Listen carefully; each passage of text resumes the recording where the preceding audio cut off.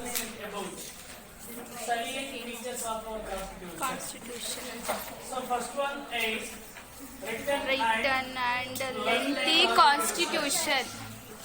Second one is just listen, don't say. Second one is flexible, partially flexible and partially rigid constitution. Then after parliamentary form of government. So then after republican system. Then another one is Federal system.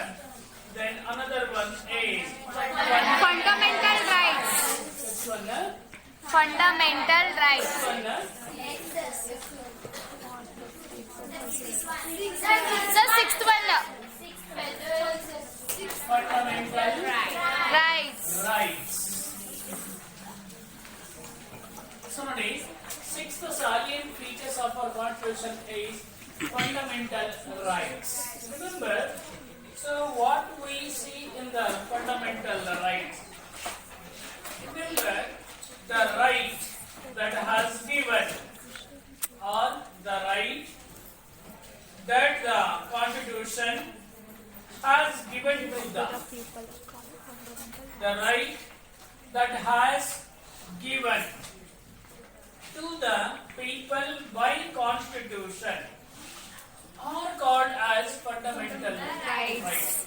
What is the meaning of fundamental rights? Wait. I can say, don't say. So, what is meant by fundamental rights? Remember, the rights that the constitution, so has given to the people of the country is called as fundamental rights. ಯಾವುದನ್ನು ನಾವು ಮೂಲಭೂತ ಹಕ್ಕುಗಳು ಅಂತ ಕರಿತೀವಿ. Fundamental rights means the rights are given by the constitution to the people of our country or to the citizens of the country, so are called as fundamental rights. ಸಂವಿಧಾನ ತನ್ನ ವ್ಯಾಪ್ತಿಯಲ್ಲಿ ಬರ್ತಕ್ಕಂಥ ತನ್ನ ದೇಶದ ಪ್ರಜೆಗಳಿಗೆ ಕೊಟ್ಟಿರ್ತಕ್ಕಂಥ ಹಕ್ಕುಗಳನ್ನ ಅಥವಾ ರೈಟ್ಸ್ ಗಳನ್ನ ನಾವು ಫಂಡಮೆಂಟಲ್ ರೈಟ್ಸ್ ಅಂತ ಕರೀತೀವಿ. Remember, our constitution has provided so many rights to our people is called as fundamental rights. ಅಥವಾ ಇನ್ನು ಸಿಂಪಲ್ ಆಗಿ what is the meaning of fundamental rights ಅಂದ್ರೆ you say that the rights that our constitution given to our people is called constitution. Fundamental rights. Remember, no law of any ಈ ಒಂದು ಮೂಲಭೂತ ಹಕ್ಕುಗಳನ್ನ no law of any government, ಸರ್ಕಾರದ ಯಾವುದೇ ರೀತಿಯಾಗಿರ್ತಕ್ಕಂಥ ಕಾನೂನು ಲಾ. Remember, ಯಾವುದ್ರಲ್ಲಿ ಮುಖ್ಯವಾಗಿ no law of any one government ಅಥವಾ ಸೆಂಟ್ರಲ್ ಆರ್ ಸ್ಟೇಟ್ ಗವರ್ನಮೆಂಟ್. ಕೇಂದ್ರ ಸರ್ಕಾರನು ತೊಂದರೆ ಕೊಡ್ಲಿಕ್ಕಾಗಲ್ಲ, ರಾಜ್ಯ ಸರ್ಕಾರನು ಸಹ ತೊಂದರೆನ ಕೊಡ್ಲಿಕ್ಕಾಗಲ್ಲ. And so other or any organisations, so ಇಲ್ಲೇನಾಗುತ್ತೆ ಮುಖ್ಯವಾಗಿ deny these rights, ಕಿತ್ಕೊಳ್ಳಿಕ್ಕೆ ಆಗಲ್ಲ. ನೋಡಿ, any law of the government, ಸರ್ಕಾರದ ಯಾವುದೇ ಕಾನೂನು ಸಹ ಏನ್ ಮಾಡಕ್ಕಾಗಲ್ಲ, ಫಂಡಮೆಂಟಲ್ ರೈಟ್ಸ್ ಅನ್ನು ಕಿತ್ಕೊಳ್ಳಿಕ್ಕೆ ಆಗಲ್ಲ. ದೆನ್ ಸೆಂಟ್ರಲ್ ಗವರ್ನಮೆಂಟ್ ಸಹ it is not possible to deny, ಅಂದ್ರೆ ಕಿತ್ಕೊಳ್ಳಿಕ್ಕೆ ಆಗಲ್ಲ. And state government, no law of government, central or state or any organization, ಯಾವುದೇ ಸಂಘಟನೆ, so not try to deny, ಅವುಗಳನ್ನು ಕಿತ್ತುಕೊಳ್ಳಿಕ್ಕೆ ಸಾಧ್ಯತೆ ಇಲ್ಲ.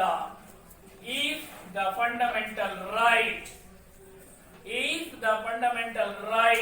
ಇಲ್ಲಿ ಮುಖ್ಯವಾಗಿ ಏನಾಗುತ್ತೆ, ಇಲ್ಲಿ ಏನಾಗುತ್ತೆ ಮುಖ್ಯವಾಗಿ ಈ the fundamental rights. The ಅಥವಾ ಯಾರಾದ್ರೂ ಟೇಕನ್ ಮಾಡ್ಕೊಳ್ಳಿಕ್ಕೆ ಪ್ರಯತ್ನವನ್ನು ಮಾಡಿದ್ರೆ if the fundamental rights are taken away, ಯಾರಾದ್ರೂ ನಮ್ಮ ಮೂಲಭೂತ ಹಕ್ಕುಗಳನ್ನ ಕಿತ್ಕೊಳ್ಳಿಕ್ಕೆ ವಶಪಡಿಸಿಕೊಳ್ಳಿಕ್ಕೆ ಪ್ರಯತ್ನ ಮಾಡಿದ್ರೆ if the fundamental rights are taken away ಅಥವಾ or endanger, ಅಪಾಯದಲ್ಲಿದೆ, ನಮ್ಮ ಫಂಡಮೆಂಟಲ್ ರೈಟ್ಸ್ ಗಳು ಏನಾದ್ರೂ ಕಿತ್ಕೊಳ್ಳಿಕ್ಕೆ ಪ್ರಯತ್ನ ಮಾಡ್ತಿದ್ದಾರೆ ಅಂತ ಗೊತ್ತಾದ್ರೆ ಅಥವಾ ಈಸ್ ಇನ್ ಎಂಡೇಂಜರಿಂಗ್, ಅಪಾಯ ಸ್ಥಿತಿಯಲ್ಲಿದೆ ಅಂತೇಳಿ ಏನಾದ್ರೂ ಪ್ರಯತ್ನ ಮಾಡಿದ್ರೆ ಅಥವಾ ನಿಮಗೆ ಗೊತ್ತಾದ್ರೆ ಆಗ ನಾವೇನ್ ಮಾಡಬಹುದು, the citizen of that country directly, the citizen of that country directly appeal to the, ನಾವು ಡೈರೆಕ್ಟ್ ಆಗಿ ಅರ್ಜಿಯನ್ನು ಸಲ್ಲಿಸಬಹುದು, ಅಪೀಲ್ ಅನ್ನು ಮಾಡಬಹುದು, ಎಲ್ಲಿ ಇನ್ ದ ಹೈಕೋರ್ಟ್ ಅಥವಾ in the supreme court. The rights R ಇಲ್ಲಿ ಲಿಸ್ಟೆಡ್. ನಾವು ನಮಗೆ ಇರ್ತಕ್ಕಂಥ ರೈಟ್ಸ್ ಗಳ ಬಗ್ಗೆ ಮುಂದೆ ಇದೇ ಚಾಪ್ಟರ್ ಅಲ್ಲಿ ಮುಂದೆ ಏನೇನು ರೈಟ್ಸ್ ಇದೆಪ್ಪ ನಿಮಗೆ, what are the fundamental rights of every citizen in our country, ಅದರ ಬಗ್ಗೆ ನಾವು ಮುಂದೆ ನಾವು ಅಭ್ಯಾಸವನ್ನ ಮಾಡಬೇಕಾಗುತ್ತೆ. ಇದೇ ಒಂದು ಚಾಪ್ಟರ್ ನಲ್ಲಿ ಮುಂದೆ ನಮಗೆ ಇರ್ತಕ್ಕಂಥ ಫಂಡಮೆಂಟಲ್ ರೈಟ್ಸ್ ಯಾವುದು. ಹಾಗಾಗಿ so sixth salient features of our constitution is fundamental rights. Fundamental rights means the rights that are given by our Constitution has given to people are called fundamental rights. Fundamental rights. Then after, no law of government, no law of central government, no law of state government, no law of any organized institution. Institution cannot try to deny fundamental rights. In case the fundamental rights of citizens are taken away by anyone or in the endangering position, we should complain against that in the High Court or Supreme Court. ಏನಾದ್ರೂ ನಿಮ್ಮ ಹಕ್ಕುಗಳಿಗೆ ಚ್ಯುತಿ ಬರ್ತಾ ಇದೆ, ನಿಮ್ಮ ಹಕ್ಕುಗಳ ಉಲ್ಲಂಘನೆ ಆಗ್ತಾ ಇದೆ ಅಥವಾ ನಿಮ್ಮ ಫಂಡಮೆಂಟಲ್ ರೈಟ್ಸ್ ಗೆ ತೊಂದರೆ ಆಗ್ತಾ ಇದ್ರೆ ಯು ಶುಡ್ ಕಂಪ್ಲೈಂಟ್. ಯಾರು ತೊಂದರೆ ಕೊಡ್ತಾರೋ ಅವ್ರ ವಿರುದ್ಧವಾಗಿ ನೀವು ಏನ್ ಮಾಡಬಹುದು, ಕಂಪ್ಲೇಂಟ್ ಅನ್ನು ಮಾಡಬಹುದು. ಇನ್ ಹೈಕೋರ್ಟ್ ರಾಜ್ಯ ಮಟ್ಟದಲ್ಲಾದ್ರೆ, ರಾಜ್ಯ ಮಟ್ಟದಲ್ಲಾದ್ರೆ ಹೈಕೋರ್ಟ್ ನಲ್ಲಿ, ರಾಷ್ಟ್ರ ಮಟ್ಟದಲ್ಲಾದ್ರೆ ಸುಪ್ರೀಂ ಕೋರ್ಟ್ ನಲ್ಲಿ ನಾವು ಕಂಪ್ಲೇಂಟ್ ಅನ್ನು ಮಾಡಬಹುದು. That is another sixth salient features of our constitution. So then after another one is fundamental duties. Seventh one is Fundamental duties. Fundamental duties. ಇನ್ನ ನಮ್ಮ ಸಂವಿಧಾನ ನಮಗೆ ಏನ್ ಕೊಟ್ಟಿದೆ, ಕೆಲವು ಮೂಲಭೂತ ಕರ್ತವ್ಯಗಳನ್ನು ಕೊಟ್ಟಿದೆ. Fundamental duties. Remember, duties are the responsibilities. What is the meaning of duties? ಕರ್ತವ್ಯ. ನಮ್ಮ ಜವಾಬ್ದಾರಿ ಏನು? Being a citizen of our country, what is our responsibility to our country? ಇದು ನಮಗೆ ಇಂಪಾರ್ಟೆಂಟ್. ದೇಶ ನಮಗೆ ಏನ್ ಕೊಡ್ತು ನಾಟ್ ಇಂಪಾರ್ಟೆಂಟ್. ದೇಶಕ್ಕೆ ದೇಶ ನಮಗೆ ಏನ್ ಕೊಡ್ತು ನಾಟ್ ಇಂಪಾರ್ಟೆಂಟ್. ನಾವು ದೇಶಕ್ಕೆ ನಾವಿಂದ ಏನು ಕೊಡಕ್ಕಾಗುತ್ತೆ, ದಟ್ಸ್ ಇಂಪಾರ್ಟೆಂಟ್. ನಾವು ಏನನ್ನು ನಮ್ಮಿಂದ ಕೊಡದಲೆ ಬರೀ only expect from the government, it is impossible. ನಾವೆಲ್ಲರೂ ಅದನ್ನ ಬಯಸೋದು. ತಂದೆ ತಾಯಿಗಳಿಗೆ ನೀವೇನ್ ಕೊಟ್ಟಿರೋ ಬದಲಿಗೆ ಅವ್ರು ನಿಮಗೇನ್ ಕೊಟ್ಟರು ಅನ್ನೋದಕ್ಕಿಂತ ನೀವು ಅವ್ರಿಗೆ ಏನ್ ಕೊಡ್ತಾ ಇದೀರಾ ಅದು ಇಂಪಾರ್ಟೆಂಟ್. ಅವರು ಬಹಳ ಮುಖ್ಯವಾಗಿ ಜನ್ಮವನ್ನು ಕೊಟ್ಟಿದ್ದಾರೆ ನಿಮಗೆ. ಯಾರಿಂದಲೂ ಸಾಧ್ಯ ಇಲ್ಲ ಜನ್ಮ ಕೊಡ್ಲಿಕ್ಕೆ, ಈವನ್ ಯಾವ ದೇವರಿಂದಲೂ ಸಾಧ್ಯ. ಆ ಪವಿತ್ರವಾಗಿರ್ತಕ್ಕಂಥ ಜನ್ಮವನ್ನು ತಂದೆ ತಾಯಿಗಳಿಗೆ ಕೊಟ್ಟಿದ್ದಾರೆ. ಅದಕ್ಕೆ ಇನ್ ರಿಟರ್ನ್ ನೀವೇನ್ ಕೊಡ್ತೀರಾ? ಏನ್ ಕೊಡ್ತೀರಾ ಯೋಚನೆ ಮಾಡಿ. ನೀವು ಆ ತಂದೆ ತಾಯಿಗಳಿಗೆ ಏನ್ ಕೊಡಬಹುದು? ನೀವು ಕಣ್ಣೀರು, ಬರೀ ಕಣ್ಣೀರನ್ನ ಕೊಡ್ತಾರೆ. ಹುಟ್ಟಿದಾಗ್ಲೂ ತಾಯಿಗೆ ಕಣ್ಣೀರ್ ಹಾಕ್ತಾರೆ, ನಿಮಗೆ ಜನ್ಮವನ್ನು ಕೊಡ್ತಾಳೆ. ನಿಮ್ಮನ್ನು ಬೆಳೆಸುವಾಗ್ಲೂ ತಾಯಿ ಕಣ್ಣೀರ್ ಹಾಕ್ತಾರೆ. ಕೊನೆಗೆ ಅವಳು ಸಾಯುವಾಗಲೂ ಕಣ್ಣೀರ್ ಹಾಕಂತಲೇ ಸಾಯ್ತಾರೆ. ತಂದೆ ತಾಯಿ. ಇದನ್ನ ನೀವು ಯೋಚನೆ ಮಾಡಬೇಕು. ನಾವು ಏನು ಕೊಡ್ತೀವಿ ತಂದೆ ತಾಯಿಗಳಿಗೆ? What is our responsibility to our parents? ಅದನ್ನ ನೀವು ಲೆಕ್ಕ ಹಾಕ್ಬೇಕು ಹೊರತು ಬರೀ ಮೋಜಿನ ಕಡೆ ಜೀವನ ಬಿಡಬಾರ್ದು. ಬರೀ ಮೋಜು, ಬರೀ ಟೈಮ್ ಪಾಸ್. ಈಗ ಇಟ್ಸ್ ಎ ಕ್ರೂಸಿಯಲ್ ಪೀರಿಯಡ್ ನಿಮಗಿದು. ಈ ವರ್ಷ ಮತ್ತೆ ಮುಂದಿನ ವರ್ಷ it's a crucial period. Sweet 16 entry ಆಗ್ತಾ ಇದೆ ನೀವೆಲ್ಲರೂ. ಸ್ವೀಟ್ 16 ಅಲ್ವಾ? 16ನೇ ವಯಸ್ಸು ಬಹಳ ನಿಮ್ಮ ಜೀವನದಲ್ಲಿ ಚಂಚಲವಾಗಿರ್ತಕ್ಕಂಥ ವಯಸ್ಸು. ಎಲ್ರಿಗೂ ಅಲ್ಲ. ಕೆಲವರು ಆ ಕಡೆ ತಲೆನ ಕೆಡಿಸ್ಕೊಂಡಲ್ಲ, ತಮ್ಮ ಜೀವನದಲ್ಲಿ ತಾವು ಡ್ಯೂಟಿ ನಾವು ಏನು ಓದ್ಕೋಬೇಕು ಓದ್ಕೊಳ್ತಾರೆ. ಇನ್ನು ಕೆಲವರು ಲೈಫ್ ಅನ್ನು ಹಾಳು ಮಾಡ್ಕೊಂಡು ಬರ್ತಾರೆ. ಬೇಡ ನಮಗೆ. ಸೊ ಹಾಗಾಗಿ what is the meaning of fundamental rights? Duties, our responsibilities, ನಮ್ಮ ಜವಾಬ್ದಾರಿ. ನಾನು ಭಾರತ ದೇಶದಲ್ಲಿ ಹುಟ್ಟಿದ ನಂತರ ನನ್ನ ಜವಾಬ್ದಾರಿ ಏನು? What is my responsibility to our country ಅನ್ನೋದು ಬಹಳ important. 7th salient features of our constitution is fundamental duties. Duties means responsibilities. ಮತ್ತೆ ಎಷ್ಟು ಜನ ಓದಿರ್ಲಿ ಹೊರಗಡೆ? ಈ ಸೆಕ್ಷನ್ ನಲ್ಲಿ ಮಧ್ಯಾಹ್ನ ನಾನು ಊಟಕ್ಕೆ ಹೋದ್ಮೇಲೆ ಎಷ್ಟು ಜನ ಹೊರಗೆ ಹೋಗಿದ್ದೀರಾ? ಅದೊಂದು ಹಾಬಿ ಮಾಡ್ಕೊಂಡ್ಬಿಟ್ಟಿದ್ದಾರೆ ಅಂತ ಹುಡುಗರು. ನಾನು ಇಲ್ದಾಗ ಸುಮ್ಮನೆ ಹೋಗೋದು. ನಾಳೆ ಅವ್ರ ಪ್ರೇಯರ್ ವಿಚಾರ ಮಾಡಿ. ಯಾರನ್ನ ಕಳಿಸ್ಬೇಡಿ ನೀವು ಆಸ್ ಅ ಲೀಡರ್. ತಸ್ಮಿಯಾ ಯಾವುದೇ ಕಾರಣಕ್ಕೂ ನಾನು ಚೇಂಬರ್ ಅಲ್ಲಿ ಅಥವಾ ಕ್ಲಾಸ್ ಅಲ್ಲಿ ಇಲ್ಲದ ಹುಡುಗರು ವಿದ್ಯಾರ್ಥಿಗಳನ್ನು ಕಳಿಸ್ಬೇಡಿ. ಸರ್ ಬಂದಲೇ ಕೇಳ್ಕೊಂಡು ಹೋಗ್ಬೇಕು. ಯಾರ ಬರ್ಲಿ, ಪೋಷಕರು ಬರ್ಲಿ ಅಥವಾ ಅವಳಿಗೇನೇ ಆಗಿದೆ, ನಾನು ಎಲ್ಲಿ ಹೋಗಲ್ಲ ಕ್ಲಾಸ್ ಬಿಟ್ಟು. ಬಹಳ ಊಟಕ್ಕೆ ಹೋಗೋದು ಬಿಟ್ರೆ ಇನ್ನ ನಾನು ಕ್ಲಾಸ್ ಅಲ್ಲಿ ಬೆಳಗ್ಗೆ 9 ಗಂಟೆಗೆ ಬಂದನು 5 ಗಂಟೆವರೆಗೂ ಕ್ಲಾಸ್ ಅಲ್ಲೇ ಇರ್ತೀನಿ ಅಲ್ವಾ? ಕೆಲವರು ಸುಮ್ನೆ ಜೆನ್ಯೂನ್ ರೀಸನ್ ಇದ್ರೆ ಓಕೆ ಕಳ್ಸೋಣ. ಇನ್ನು ಕೆಲವರು ಎಷ್ಟೋ ಜನ ಇವತ್ತು ಹುಷಾರಿಲ್ಲ ಅಂತೇಳಿ ಹಬ್ಬ ಮಾಡಕ್ ಹೋಗಿದ್ದಾರೆ. ಇವರು ಇಲ್ಲ ಅಲ್ಲಿ ಪ್ರಿಟೆಂಡ್ ಮಾಡ್ತಾರೆ. ಇಲ್ಲಿ ಚೇಂಬರಿಗೆ ಬಂದಾಗ ನನಗೆ ಹುಷಾರಿಲ್ಲ, ಹಂಗಾಗಿದೆ ಹಿಂಗಾಗಿದೆ, ಕೂರಕ್ಕಾಗಲ್ಲ, ನಿಲ್ಲಕ್ಕಾಗಲ್ಲ, ಏನೆಲ್ಲ ಕಾರಣಗಳು. ಎಲ್ಲಿವರೆಗೂ ಅದು ನಮ್ಮ ಕ್ಯಾಂಪಸ್ ಅನ್ನು ದಾಟವರೆಗೂ. ಆ ಕ್ಯಾಂಪಸ್ ದಾಟಿದ ಮೇಲೆ ಅವ್ರ ಆಕ್ಟಿವಿಟೀಸ್ ನೀವು ನೋಡಿದ್ರೆ ಬೇಜಾರಾಗುತ್ತೆ. ಅಯ್ಯೋ ಇಂಥವ್ರನ್ನ ಕಳಿಸ್ಕೊಟ್ರೆ ಎಕ್ಸಾಮ್. ಅವರು ಹಬ್ಬ ಮಾಡಕ್ ಹೋಗ್ತಾರೆ. ಅರ್ಥ ಆಯ್ತೇನಪ್ಪ? ಹಾಗಾಗಿ ನಾನು ನಾಳೆ ಪ್ರೇಯರ್ ನೆನ್ಪಡೋದು ಇನ್ನೊಂದ್ಸಲ ಹೇಳ್ತೇನೆ. ಹಂಗ ತೀರಾ ಎಮರ್ಜೆನ್ಸಿ ಇತ್ತು, ಹುಷಾರಿಲ್ಲ ಅಂದ್ರೆ ಬರೋದು ಬೇಡ, ಅವ್ರು ಕ್ಲಾಸ್ಗೆ ಬರೋದು ಬೇಡ. ಫೋನ್ ಮಾಡಿ ಪರ್ಮಿಷನ್ ಕೊಡ್ತೇನೆ. ಈ ಮಧ್ಯದಲ್ಲಿ ಬಂದು ಹೋಗಿ ಯಾರಿಗಾದ್ರೂ ಏನಾದ್ರೂ ಆದ್ರೆ ಯಾರು ಜವಾಬ್ದಾರಿ? ಯಾರು? ಈ ಮಧ್ಯದಲ್ಲಿ ಬರ್ತಾರೆ, ಮನೆ ಕಳಿಸ್ತೀನಿ, ಅಲ್ಲಿ ಮಧ್ಯದಲ್ಲಿ ಏನಾದ್ರು ಅಚಾತುರ್ಯಗಳು ಆಗೋಗುತ್ತೆ. ಯಾರು ಜವಾಬ್ದಾರಿ? ಯಾರು? ಪೋಷಕರು ಆವಾಗ ಹೆಂಗ್ ಬರ್ತಾರೆ ಅಂದ್ರೆ ನಿಮ್ಮನ್ನ ಯಾರು ಕಳಿಸುವಂದ್ರು? ಯಾರನ್ನ?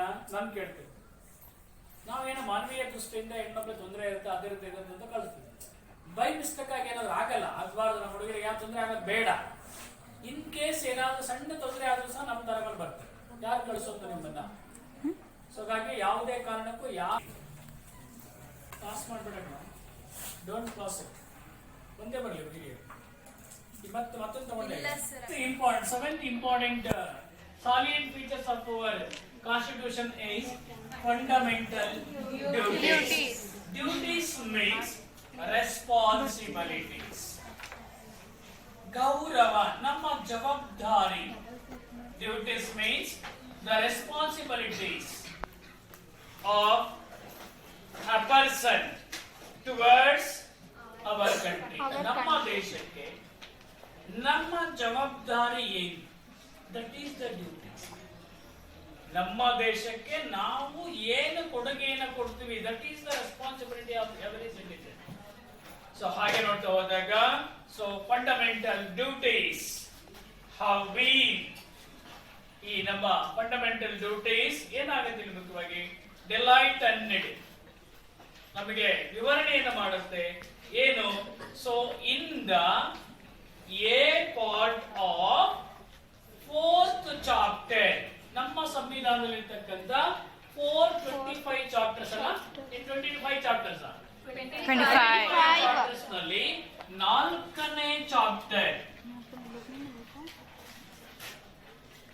ಇದರಲ್ಲಿ ಎ ಪಾರ್ಟ್, ಇಲ್ಲಿ ಡ್ಯೂಟೀಸ್ ಬಗ್ಗೆ ಎಕ್ಸ್ಪ್ಲೈನ್ ಮಾಡಿದ್ದಾರೆ. Remember, fundamental duties are explained in our 4th chapter of part A.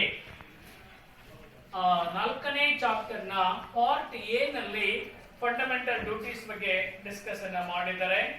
And ಯಾವುದರ ಕೆಳಗಡೆ ಅಂಡ್ ಕ್ಲಾಸ್ 51A, ಈ ಎ ಪಾರ್ಟ್ ನಲ್ಲಿ ಯಾವುದು ಕ್ಲಾಸ್ 51A ನಲ್ಲಿ ಫಂಡಮೆಂಟಲ್ ಡ್ಯೂಟೀಸ್ ಬಗ್ಗೆ ಡಿಸ್ಕಷನ್ ಆಗಿದೆ. Remember, our fundamental duties are discussed in 4th chapter, A for class 51. ಅಲ್ಲಿ discussion ಆಗಿದೆ ಯಾವುದರ ಬಗ್ಗೆ? Fundamental duties. Through the 86th amendment, 86ನೇಯ ತಿದ್ದುಪಡಿ ಅಮೆಂಡ್ಮೆಂಟ್ ಪ್ರಕಾರವಾಗಿ ಸೊ ಇಲ್ಲಿ ಮುಖ್ಯವಾಗಿ ಏನ್ ಹೇಳ್ತಾರೆ ಅಂದ್ರೆ so through the 86th amendment of our constitution in the year of 2002, ಯಾವಾಗ 2002ರಲ್ಲಿ ಒಂದು ತಿದ್ದುಪಡಿಯನ್ನ ಮಾಡ್ತಾರೆ. ಯಾವ amendment? 86th amendment. So 86th amendment ಪ್ರಕಾರವಾಗಿ ಏನನ್ನ ಜಾರಿಗೆ ತಂದಿದ್ದಾರೆ, ವಾಟ್ ಈಸ್ ಅವರ್ ರೆಸ್ಪಾನ್ಸಿಬಿಲಿಟಿ ಅಂದ್ರೆ ಇಲ್ಲಿ ಮುಖ್ಯವಾಗಿ ಏನನ್ನ ಕೊಟ್ಟಿದ್ದಾರೆ ಅಂದ್ರೆ ಯಾವುದು ಇಲ್ಲಿ ಮುಖ್ಯವಾಗಿ given compulsory education to the children aged between 6 to 14 years age. According to 86th amendment, so in our country ಏನಾಗಿದೆ 6 ರಿಂದ 14 ವರ್ಷ ವಯಸ್ಸಿನ ಮಕ್ಕಳಿಗೆ ಫ್ರೀ ಅಂಡ್ ಕಂಪಲ್ಸರಿ ಎಜುಕೇಶನ್ ಅನ್ನು ಕೊಟ್ಟಿದ್ದಾರೆ. That's our responsibility. ನೋಡಿ, ಯಾರು ಸಹ ಇಲ್ಲಿ ಮುಖ್ಯವಾಗಿ ಮಕ್ಕಳು ಶಿಕ್ಷಣದಿಂದ ವಂಚಿತರಾಗಬಾರದು. ಹಾಗಾಗಿ according to 86th amendment of our constitution in the year of 2002, 2002ರಲ್ಲಿ ನೀವೆಲ್ಲ ಬಂದಿದ್ರಾ? ಯಾರ ಮನೆಗೆ ಹೋಗೋಣ ಅಂತ ಮೇಲೆ ಕಾಯ್ತದೆ, ಯಾರ ಮನೆಗೆ ಹೋಗೋಣ ನಾವೀಗ? ಇಲ್ಲೇ ಕೂತ್ಕೊಂಡ್ ಮೇಲೆ ಸ್ಕೆಚ್, ಯಾರ ಮನೆಗೆ ಹೋಗೋಣ ನಾವು? ಆಗ ಏನು ಸ್ಕೆಚ್ ಆಗ್ತಿದ್ರೆ ಅವಾಗ ಸ್ಕೆಚ್ ಹಾಕೊಂಡು ಎಲ್ಲ ಬಂದಿದ್ದೀರಾ ನೋಡಿ. 2002ನೇ ಇಸ್ವಿಯಲ್ಲಿ ಅಕಾರ್ಡಿಂಗ್ ಟು 86th amendment ಏನಾಗಿದೆ? Free and compulsory education. Free education white compulsory. ಬರೀ ಫ್ರೀ ಕೊಡೋದಷ್ಟೇ ಅಲ್ಲ, ಎಲ್ಲ ಮಕ್ಕಳು, ಹುಟ್ಟಿದ ಎಲ್ಲಾ ಮಕ್ಕಳಿಗೂ ಸಹ ಎಜುಕೇಶನ್ ಕೊಡಬೇಕು ಅನ್ನೋ ಒಂದು ಅಮೆಂಡ್ಮೆಂಟ್ ಅನ್ನ ಮಾಡ್ತಾರೆ. So that is another important solid features of our fundamental duties. Another one is directive Principles of state policy. Directive Principle of state policy. Principle of our State policy. state policy. ನೋಡಿ, ಇಲ್ಲಿ ಮುಖ್ಯವಾಗಿ ಮತ್ತೊಂದು ನಮ್ಮ ಸಾಲಿಯಂಟ್ feature ಅಂದ್ರೆ directive principles of state policy. So once again, first one, written and Contemporary constitution. Principle of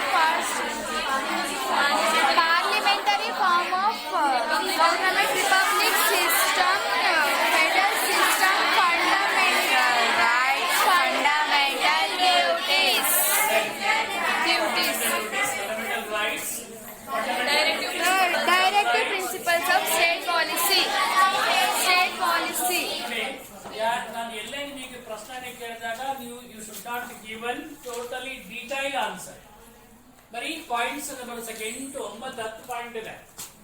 silent features ಎಷ್ಟಿದೆ ನಮ್ಮ constitution ಅಲ್ಲಿ? 10 ಇದೆ. 10 ಪಾಯಿಂಟ್ ಬರುತ್ತೆ, ಸುಸ್ತಾಗಿ ಹೋಗ್ಬಿಡ್ತೀರ. ಅದನ್ನಪ್ಪ 10ರಲ್ಲಿ 5 ಬರೆಯರು, 4 ಬರೆಯರು, 2 ಬರೆಯರು, 1 ಬರೆಯರು, 14 ಇದೆ ಅಂತಂದ್ರೆ ಅದರಲ್ಲಿ 1 ಬರೆಯರು, 2 ಬರೆಯರು, ರೀಲ್ ಬಿಡೋರು ಯಾರು? ರೀಲ್ ಬಿಟ್ರೆ ಆನ್ಸರ್ ಮಾರ್ಕ್ಸ್ ಕೊಡಲ್ಲ. ಮಾರ್ಕ್ಸ್ ಕೆಳಗಡೆ ಬಾಯ್ ದೊಡ್ಡ ತೆಗಿದರಿಯಾ ಮಾರ್ಕ್ಸ್. ಸೊ ಟೋಟಲ್ ಏನಾಗ್ತಾ ಇದೆ?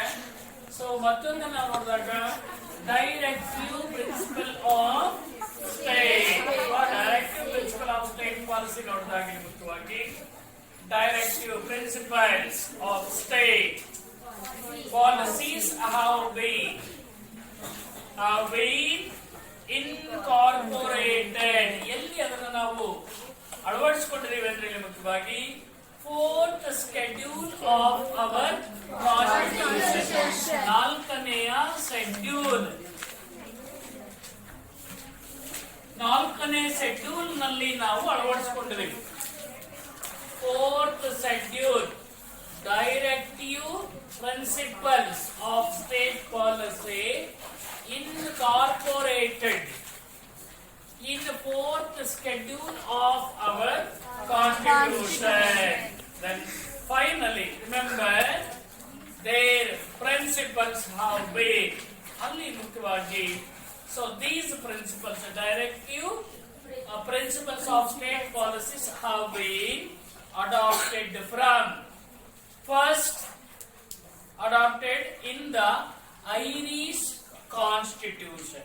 ನೋಡಿ, ಈ ಡೈರೆಕ್ಟಿವ್ ಪ್ರಿನ್ಸಿಪಲ್ಸ್ ಆಫ್ ಸ್ಟೇಟ್ ಪಾಲಿಸಿಯನ್ನ ಫಸ್ಟ್ ಯಾವ ದೇಶದಲ್ಲಿ ಅಳವಡಿಸಿಕೊಂಡಿದ್ದಪ್ಪ? ಐರ್ಲೆಂಡ್ ದೇಶದ ಐರಿಷ್. ನಾನು preamble of constitution in the frame constituent ಅಸೆಂಬ್ಲಿಯಲ್ಲಿ ಹೇಳಿದೆ. So various constitutions ideas are adapted in our constitution. ಬಂದಿಲ್ಲ ನೀವು ಮೊದಲೇ ಕೇಳಿದೀಯ. ಸೊ ಟೋಟಲಿ ಯಾವ್ಯಾವುದು according to law of 1909, 1930, 1919 and 1935, then British Bharat law, then American constitution, then finally Irish constitution ಅಂತ ಹೇಳಿದೆ. So ಹಾಗಾಗಿ directive principles of state policies are incorporated by the ಯಾವ constitution? Irish. ಯಾವ ಕಾನ್ಸ್ಟಿಟ್ಯೂಷನ್? ಐರಿಷ್. ಐರಿಷ್ ಕಾನ್ಸ್ಟಿಟ್ಯೂಷನ್ ಅಂದ್ರೆ Ireland constitution ಇಂದ directive principles of state policies adopted. Then finally remember the basis for the establishment of social and economic equality according to directive principles of state policy. So constitution provide ಏನನ್ನ ಕೊಟ್ಟಿದೆ ಅಂದ್ರೆ, so ಇಲ್ಲಿ ಮುಖ್ಯವಾಗಿ Indians ಯಾವ ಇಕ್ವಾಲಿಟಿಯನ್ನು ಕೊಟ್ಟಿದೆ? Socially ಅಲ್ವಾ, and economically equality to all people. ಎಲ್ಲರಿಗೂ ಸಹ ಸಾಮಾಜಿಕವಾಗಿರ್ತಕ್ಕಂಥ ಪ್ಲಸ್ ಸೋಸಿಯಲಿ ಅಂದ್ರೆ ಸಾಮಾಜಿಕವಾಗಿರ್ತಕ್ಕಂಥ ಅಂಡ್ ಎಕಾನಮಿಕ್ ಆರ್ಥಿಕವಾಗಿರ್ತಕ್ಕಂಥ ಈಕ್ವಾಲಿಟಿಯನ್ನು ಕೊಟ್ಟಿದೆ. So then the basic principles required for the administrations of the country. ಇಡೀ ದೇಶದ ಅಡ್ಮಿನಿಸ್ಟ್ರೇಷನ್ ಬಗ್ಗೆ ಸಾಕಷ್ಟು ಮಾಹಿತಿಗಳನ್ನ ಇದು ಕೊಡುತ್ತೆ. ಯಾವುದು? Directive principles of state policy. ಏನ ಅಷ್ಟೇ ಸಾಕಲ್ಲಿ. ಮುಖ್ಯವಾಗಿ 7th ಒನ್ ಬಂದಾಗ ಯಾವ್ದು 8th ಒನ್ ಬಂದಾಗ ಡೈರೆಕ್ಟಿವ್ ಪ್ರಿನ್ಸಿಪಲ್ಸ್ ಆಫ್ ಸ್ಟೇಟ್. ಇನ್ನ 9th ಒನ್ ಸಾಲಿಯಂಟ್ ಫೀಚರ್ಸ್ ಅನ್ನು ನಾವು ನೋಡಿದಾಗ ಇಲ್ಲಿ ಮುಖ್ಯವಾಗಿ ಇಂಡಿಪೆಂಡೆಂಟ್ ಎಕ್ಸ್ಪ್ರೆಷನ್ ಬೇಡ ಸಾಕು. Independent and centralized judicial system. So in our constitution, judicial system is independent. ಸ್ವತಂತ್ರವಾಗಿರ್ತಕ್ಕಂಥ ನ್ಯಾಯಾಂಗ ವ್ಯವಸ್ಥೆ ಇದೆ. Independent judicial system and also centralised ಕೇಂದ್ರೀಕೃತವಾಗಿರ್ತಕ್ಕಂತಹ ಏನಿದೆ ಮುಖ್ಯವಾಗಿ ಅಡ್ಮಿನಿಸ್ಟ್ರೇಟಿವ್ ಸಿಸ್ಟಮ್ ಅನ್ನು ನಾವು ಕಾಣ್ತೀವಿ. So 8 salient features of our constitution is independent and centralized judicial system. ಅಂದ್ರೆ ಸ್ವತಂತ್ರವಾಗಿರ್ತಕ್ಕಂಥ ನ್ಯಾಯಾಂಗ ವ್ಯವಸ್ಥೆ ಇದೆ, ಮತ್ತೆ ಕೇಂದ್ರೀಕೃತವಾಗಿರ್ತಕ್ಕಂಥ ನ್ಯಾಯಾಂಗ ವ್ಯವಸ್ಥೆ ನಾವು ಒಳಗೊಂಡಿದ್ದೀವಿ. Then another important salient features of our constitution is single citizenship. If we born in our country, we gain single citizenship. ಅಂದ್ರೆ ಏಕ ಪೌರತ್ವ. Wherever we born in our country, ಯಾವುದೇ ರಾಜ್ಯದಲ್ಲಿ ಹುಟ್ಟಿದ್ರು ಸಹ ನಾವು ಪೌರತ್ವವನ್ನು ಏಕ ರೀತಿಯಲ್ಲಿ ಸಿಂಗಲ್ ಸಿಟಿಜನ್ಶಿಪ್ ಅನ್ನು ನಾವು ಪಡ್ಕೊಳ್ತೀವಿ. That is also one of the important salient features of our constitution. Single citizenship. Then another one is adult franchisee. after the completion of 18 years, the government given voting power to all citizens. 18 ವರ್ಷ ಆಯ್ತು ಅಂದ್ರೆ ನಿಮಗೆ ಏನ್ power ಬರುತ್ತಂದ್ರೆ power ಬರುತ್ತೆ. ಬಹಳ ಪವಿತ್ರವಾಗಿರ್ತಕ್ಕಂತಹ ಹಕ್ಕು ಅದು. ಎಲ್ಲರೂ 18 ಇಯರ್ಸ್ ಆದ ತಕ್ಷಣ ಫಸ್ಟ್ ವೋಟ್ ಮಾಡಿ, ಖುಷಿ ಹೋಗಿ ಯಾರು ನಿಮಗೆ ಬೇಕಾಗುತ್ತೋ ಆ ವ್ಯಕ್ತಿಯನ್ನು ಎಲೆಕ್ಟ್ ಮಾಡಿ ಅಲ್ವಾ. ನೋಡಿ ನಮಗೆ ಹಕ್ಕಿಲ್ಲ, ನಮಗೆ ಅಥವಾ ಭಾಗ್ಯ ಇಲ್ಲ. ನಾವು ಪ್ರತಿ ವರ್ಷ ಎಲೆಕ್ಷನ್ ಡ್ಯೂಟಿಗೆ ಹೋಗ್ತೀವಿ, ನಾವು ಎಲೆಕ್ಷನ್ ಮಾಡಿಸ್ತೀವಿ ಹೊತ್ತು ನಾವು ಮಾಡಂಗಿಲ್ಲ. ಎಲೆಕ್ಷನ್ ಡ್ಯೂಟಿಗೆ ಹೋಗಿರ್ತೀವಲ್ಲ ನಾವು, ಎಲೆಕ್ಷನ್ ಡ್ಯೂಟಿಗೆ ಯಾವುದೋ ಹಳ್ಳಿಗೆ ನಮ್ಮನ್ನು ಹಾಕಿರ್ತಾರೆ, ನಮ್ಮ ಓಟ್ ಇನ್ನೆಲ್ಲೋ ಇರ್ತವೆ, ಎಲ್ಲಿ ನೋಡ್ಕೊಳಕ್ಕಾಗುತ್ತೆ ಅಲ್ವೇಂದ್ರ? ನಾವ್ ಹೆಂಗ್ ನೋಡ್ಕೊಳಕ್ಕಾಗುತ್ತ ಅಂದ್ರೆ ಎಲೆಕ್ಟ್ರಾನಿಕ್ ಅಥವಾ ಯಾವುದು ಪೋಸ್ಟಲ್ ವೋಟ್ ಅನ್ನು ಮಾಡಬಹುದು ನಾವು. ರಿಸ್ಕ್ ಅನೇಕ ಮುಂಚಿತ ಒಂದು ವಾರ ಮುಂಚಿತವಾಗಿ ಬ್ಯಾಲೆಟ್ ಪೇಪರ್ ತರಿಸಬೇಕು, ಅದೆಲ್ಲ ಕರೆಸ್ಪಾಂಡೆನ್ಸ್ ಮಾಡಬೇಕು. ಸೊ ಹಾಗಾಗಿ ಆದ್ರೆ ನೀವು ಆಫ್ಟರ್ ಕಂಪ್ಲೀಟಿಂಗ್ 18 ಇಯರ್ಸ್ ಬಹಳ ಖುಷಿಯಾಗಿ ನೀವು ಯಾವ್ದನ್ನ ID ಕಾರ್ಡ್ ಇರುತ್ತೆ ತಗೊಂಡು ಅಲ್ಲಿ ನಿಮ್ಗೆ ಯಾರು ಬೇಕಾಗುತ್ತೆ ವೋಟಿಂಗ್ ಮಾಡಿ ಹಿಂಗ್ ತೋರಿಸ್ರಿ. ಯಾವ್ದ್ರಲ್ಲಿ ಟಿವಿಯಲ್ಲಿ ಎಲ್ಲಿಗೂ ಹಾಕ್ತಾರ, ಲಿಂಕ್ ಅನ್ನು ಹಾಕ್ತಾರಲ್ಲ, ಈ ಬೆರಡ್ಗೋ ಎಲ್ಲಿಗೂ ಹಾಕ್ತಾರೆ. ಮತ್ತೆ ಹಿಂಗ್ ತೋರಿಸಿ ನೀವು ಎಸ್ ನಾನು ಸಹ ಎಲೆಕ್ಟ್ ಮಾಡಿದ್ದೀನಿ. ಹಾಗಾಗಿ ಮುಖ್ಯವಾಗಿ ಅಡಲ್ಟ್ ಫ್ರಾಂಚೈಸಿ ಮೀನ್ಸ್ ವಯಸ್ಕ ಮತದಾನ ಪದ್ಧತಿಯನ್ನ ಕೊಟ್ಟಿದೆ. That is also important salient features of our constitution. Adult franchisee. And another one is ಯಾವುದಿಲ್ಲ ಮುಖ್ಯವಾಗಿ ಬೈಕ್ಯಾಮರಲ್ ಲೆಜಿಸ್ಲೇಚರ್. ನಮ್ಮ ದೇಶದಲ್ಲಿ ದ್ವಿಮುಖ ಸರ್ಕಾರ ಅಂದ್ರೆ central government and state government ಅನ್ನೋ ರೀತಿಯಲ್ಲಿ ಇರ್ತಕ್ಕಂಥ, ಸೆಂಟ್ರಲ್ ಗವರ್ಮೆಂಟ್ ಅಲ್ಲೂ ಅಡ್ಮಿನಿಸ್ಟ್ರೇಷನ್ ಇದೆ, ಸ್ಟೇಟ್ ಗವರ್ಮೆಂಟ್ ಅಲ್ಲೂ ಅಡ್ಮಿನಿಸ್ಟ್ರೇಷನ್ ಇದೆ. Central government not participate in the matter of state government and state government not participate in the matters of central government. ಹಾಗಾಗಿ bicameral system of administration is found in our country. And another one is party system. ನಮ್ಮ ಭಾರತದಲ್ಲಿ constitution ನ ಒಂದು ವಿಶೇಷವಾದ select feature ಅಂದ್ರೆ ನಮ್ಮಲ್ಲಿ parties ವ್ಯವಸ್ಥೆ ಇದೆ. One is Congress, second one is BJP, third one is Samajwadi Party, JDS. JDS is the local party. ನಾನು ಹೇಳ್ತಿರ್ತಕ್ಕಂಥದ್ದು ಸೆಂಟ್ರಲ್ ಲೆವೆಲ್ ಹೇಳ್ತಿರ್ತಕ್ಕಂಥದ್ದು Congress, then BJP, then Samajwadi Party. So many party system is introduced in our country. So many parties. ಅನೇಕ ಪಾರ್ಟೀಸ್ಗಳಿರುತ್ತೆ. Which party gain complete support from the people, that party so look after the administration of our parliament. So these are all the important salient features of our constitution. By one will I say, don't say. Point number 1.